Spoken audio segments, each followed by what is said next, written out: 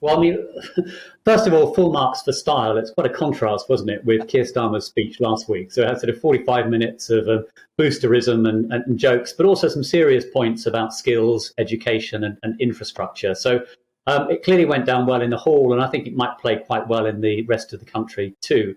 But there are some problems with it. I'd identify three. One is that there seems to be an assumption that any of these problems can simply be fixed by the government spending even more money, which is something that many of us will feel uncomfortable with.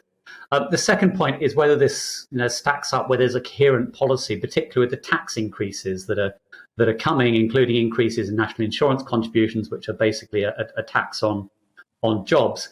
And then the third point is the thing you're picking up on, the idea that can you just boost wages without also boosting prices? And if the only thing that changes is that prices have to go up in order to pay the workers their higher wages, then we're no better off, and lots of us might actually be a lot worse off. So there's still a sort of big question of whether or not there's an underlying strategy here to lift productivity across the economy as a whole.